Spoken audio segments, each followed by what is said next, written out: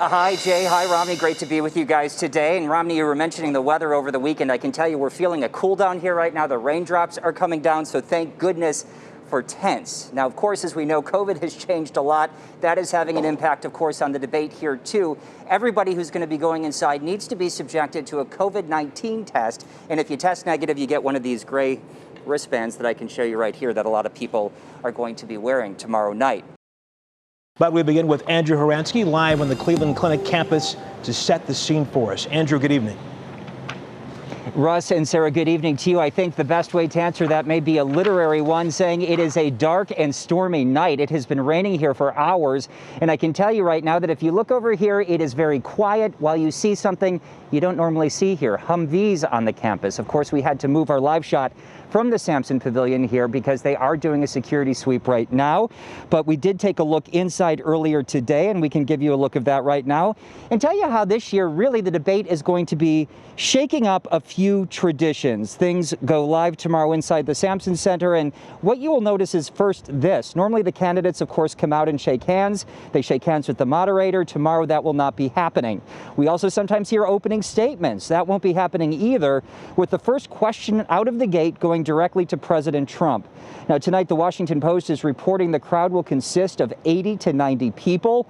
All of them, including the media by that point, will have taken a COVID-19 test, one that required a nasal swab. We can also tell you that during the debate, the candidates will not be wearing masks. Now, neither one of them is in Cleveland. We understand they are both arriving tomorrow.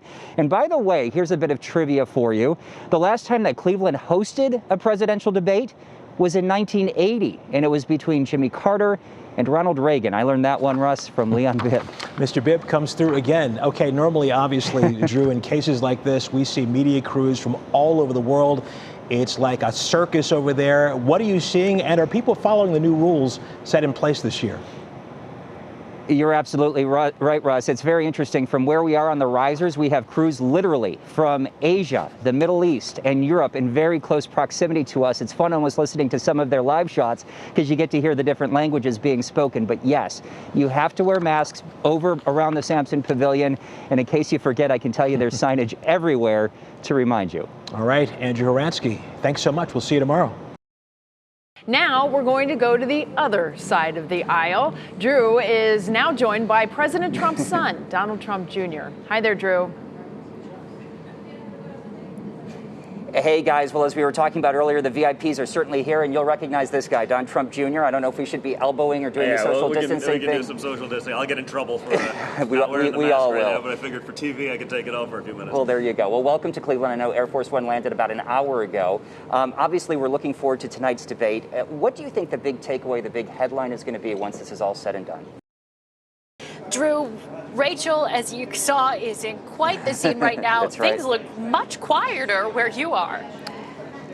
Two totally different worlds, Sarah. Yeah, I was listening to Rachel's live shot in my IFB, and yeah, it sounds very loud over there, very active. Here it is very calm, very quiet, especially when you consider what a big event it is here as well. But of course, we are on the other side of tall fencing. We are on the other side of concrete barricades. We have seen mounted units back here. We have seen police on bicycles back here. And so there's very heavy security on this side as well of the perimeter. And if you take a look behind me, you'll see what we can see here outside the Sampson Pavilion. Very quiet tonight, and that, of course, has a lot to do with COVID. We can thank COVID for that. Attendance, of course, was heavily restricted, and whether you're going inside or staying outside, you had to be subjected to a COVID-19 test within 72 hours of being here. Now, the VIPs began arriving around 5. We spoke with two of them, Don Trump Jr., the president's son, who arrived on Air Force One, and Congressman Tim Ryan of Ohio's 13th District. Andrew, good evening. Good evening to you guys. You're right. With 35 days to go before Election Day, there is a lot that we are processing here tonight. And all I can think to myself outside the Sampson Pavilion here in Cleveland is that I do not want to be a moderator when I grow up. Chris Wallace certainly had an uphill battle this evening, and as expected, there were some things we thought we would see, and we did. Donald Trump clearly tried to get under former Vice President Joe Biden's skin. At times, Biden laughed at the jabs, but also appeared to get upset too, and there was name-calling, with him calling President Trump things such as a clown and a liar. It was contentious. The men talked over each other, President Trump often interrupting, and he would not say when he would finally make his personal tax as public as he has long promised. The men took barbs at each other's relatives. There was, again, very contentious moments with, at one point, Biden snapping at Trump saying, "Will you shut up, man?"